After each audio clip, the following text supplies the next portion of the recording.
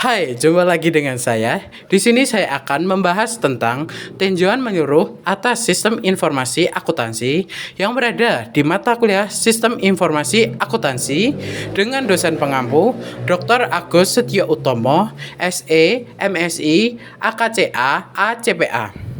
Sebelum itu, saya kenalkan terlebih dahulu, saya Arista Adi Pratama dan rekan saya Wahyu Nengtyas dari program studi D4 Bisnis Digital semester 5 Politeknik Akbara Surakarta. Langsung yuk kita simak materi berikut ini. Tinjauan menyeluruh atas sistem informasi akuntansi. Pengertian dari sistem informasi akuntansi. Sistem adalah rangkaian dari dua atau lebih komponen-komponen yang saling berhubungan yang berinteraksi untuk mencapai suatu tujuan. Informasi adalah data yang telah diolah menjadi suatu bentuk yang berarti bagi penerimanya dan bermanfaat bagi pengambil keputusan saat ini atau mendatang. Akuntansi adalah sistem informasi yang mengukur aktivitas bisnis, memproses data menjadi laporan, dan mengkomunikasikan hasilnya kepada para pengambil keputusan. Jadi, sistem informasi akuntansi merupakan struktur yang menyatu dalam suatu entitas yang menggunakan sumber daya fisik dan komponen lain untuk merubah data, transaksi keuangan atau akuntansi menjadi informasi akuntansi dengan tujuan untuk memenuhi kebutuhan akan informasi dari para pengguna atau pemakainya. Karakteristik informasi yang baik, yang pertama adalah relevan.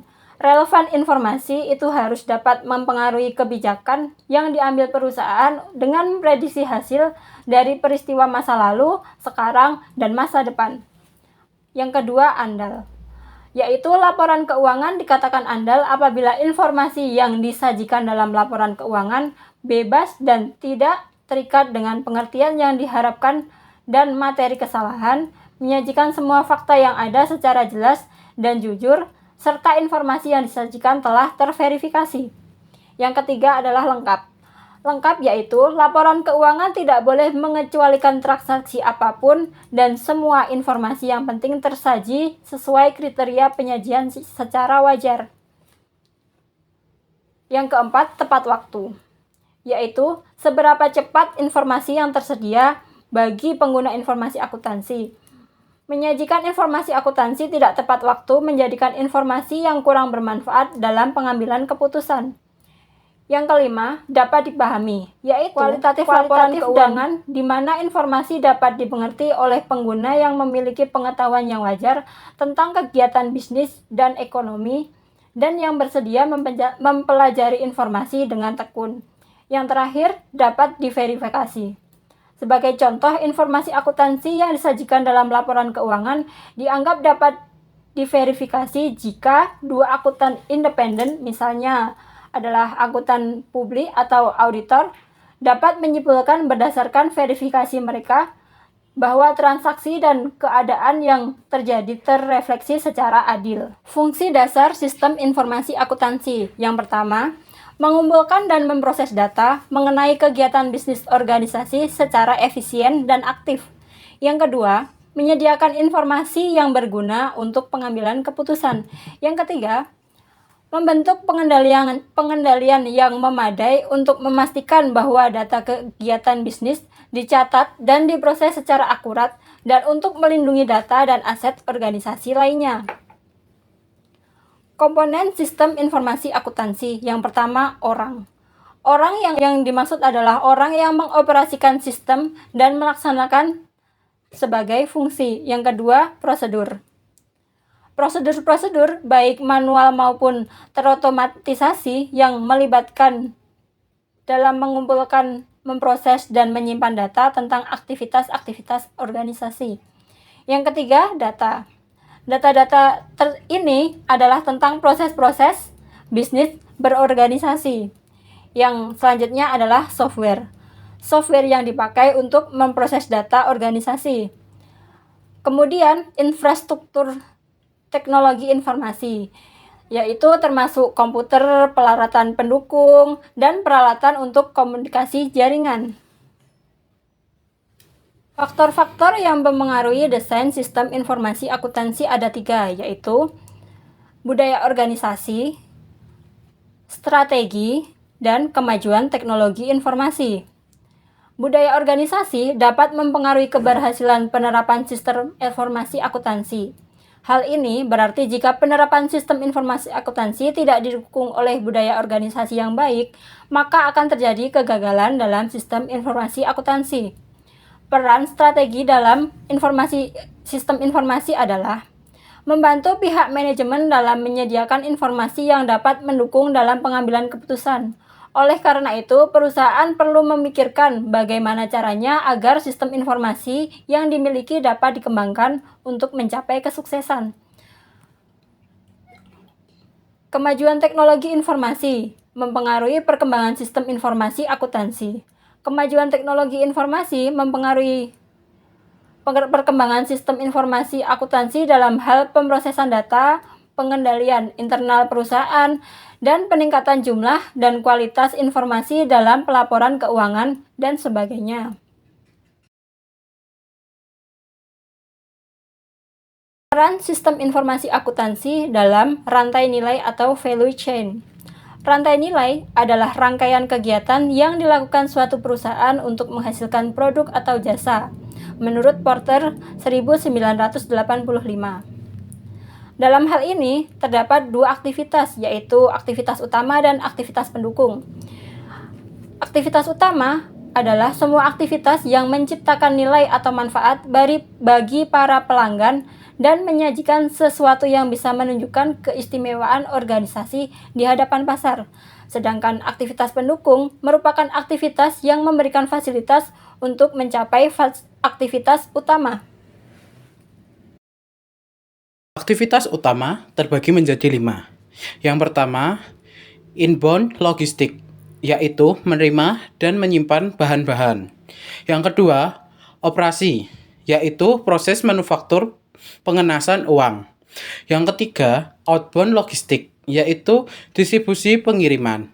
Yang keempat, pemasaran dan penjualan, yaitu pengiklanan dan penjualan.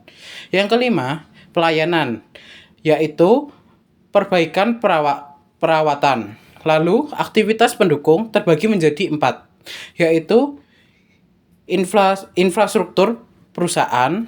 Yang kedua, sumber daya manusia. Yang ketiga, teknologi. Dan keempat, pengambilan keputusan.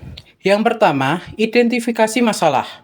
Terdapat 3 langkah, yaitu 1. Melakukan orientasi masalah atau langkah menyadari adanya masalah. Yang kedua, langkah preventif, yaitu langkah pengumpulan data dan informasi. Dan yang ketiga, langkah definisi, yaitu mengklarifikasi, mengidentifikasi, dan merumuskan masalah. Yang kedua, memilih metode. Memilih metode yang akan digunakan untuk memecahkan masalah. Yang ketiga, mengumpulkan data. Mengumpulkan data yang dibutuhkan untuk melaksanakan metode yang dipilih. Yang keempat, menginterpretasikan metode dan mengevaluasi. Menginterpretasikan keluaran metode tersebut dan mengevaluasi sisi positif dari setiap alternatif yang ada. Struktur keputusan terbagi menjadi 3. Yang pertama, keputusan terstruktur.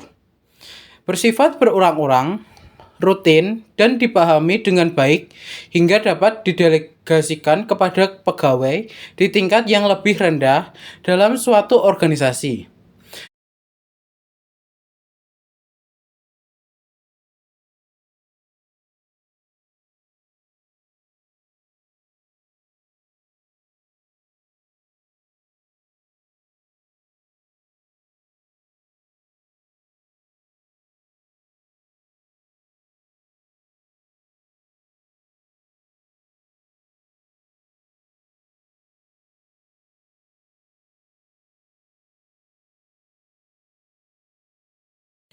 Nilai-nilai informasi dalam pengambilan keputusan. Informasi yang akan dihasilkan oleh SIA yang didesain dengan baik dapat memperbaiki, mengambil keputusan, dan beberapa cara. Yang pertama, SIA dapat mengidentifikasi berbagai situasi yang membutuhkan tindak manajemen. Yang kedua, dengan mengurangi ketidakpastian, informasi akuntansi memberikan dasar untuk memilih di antara berbagai alternatif tindakan. Yang ketiga, informasi tentang hasil-hasil keputusan terdahulu memberikan umpan balik berharga yang dapat dipakai untuk memperbaiki keputusan di masa mendatang. SIA dan strategi corporate. Michelle Porter sebagai profesor bisnis di Harvard berargumen bahwa ada dua strategi dasar bisnis yang dapat diikuti oleh perusahaan.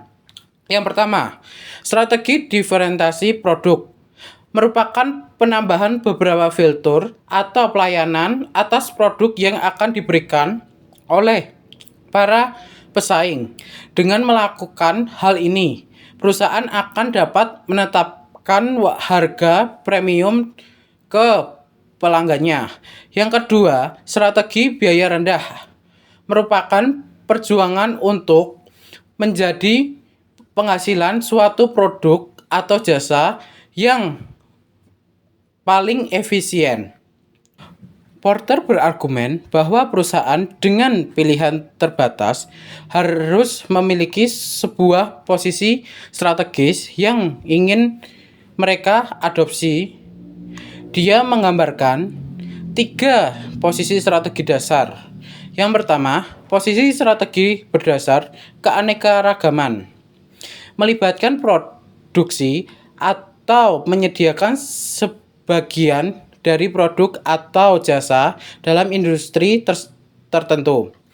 Yang kedua, strategi berdasarkan kebutuhan, melibatkan usaha untuk melayani hampir seluruh kebutuhan dari kelompok pelanggan tertentu, termasuk di dalamnya adalah mengidentifikasi target pasar. Yang ketiga, posisi strategi berdasar akses, melibatkan sebagian pelanggan yang berbeda dari pelanggan yang lain dalam hal faktor-faktor seperti lokasi geografi atau ukuran. Nah, bagaimana pembahasan materi tadi? Apakah sudah paham dengan tinjauan menyeluruh atas sistem informasi akuntansi? Nah, sebelum saya tutup, ada satu pantun untuk teman-teman. Burung dara buntut cendrawasih, cari dulu di Pulau Papua. Cukup sekian dan terima kasih. Semoga bermanfaat untuk semua. Sampai jumpa.